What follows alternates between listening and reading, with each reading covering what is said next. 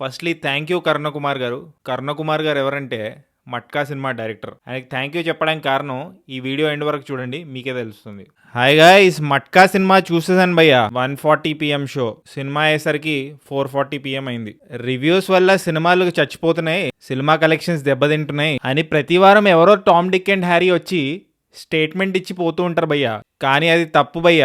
ఆడియన్సే సినిమాలని చంపేస్తుంది థియేటర్స్కి వచ్చి సినిమాలు చూడకుండా.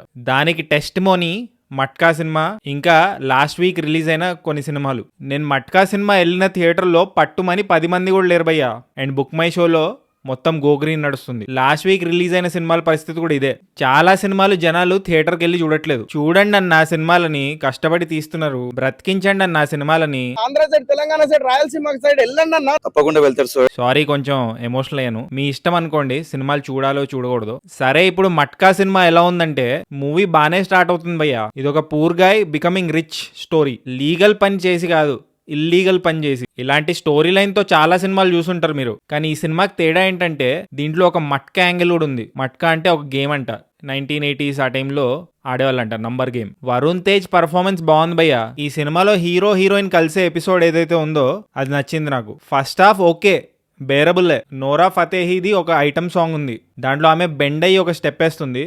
ఆ స్టెప్ సూపర్ ఉంది. ఫస్ట్ హాఫ్ ఓకే బేరబుల్ గా ఉందని చెప్పాను కదా భయ్య.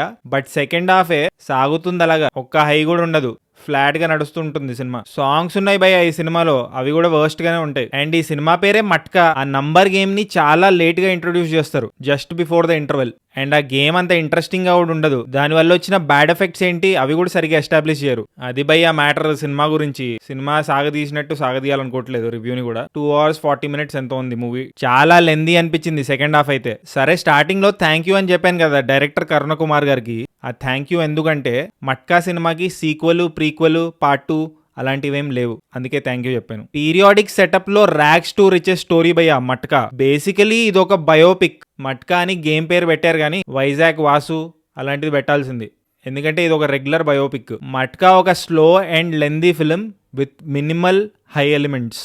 వరుణ్ తేజ్ పర్ఫార్మెన్స్ కోసం అండ్ ఒక పీరియాడిక్ ఫిలిం ఆనెస్ట్ గా తీసినందుకు ఈ సినిమాకి నేను ఇచ్చే రేటింగ్ 1.5 టమాటోస్ భయ్య. ఒకవేళ మీరు ఈ సినిమా చూస్తుంటే మీరు ఎన్ని టమాటోస్ ఇస్తారో కామెంట్ చేయండి. చాలా తక్కువ మంది చూసుంటారు, సబ్స్క్రైబ్ చేసుకోవచ్చు కదా. పుచ్చుక్ పుచ్చుక్.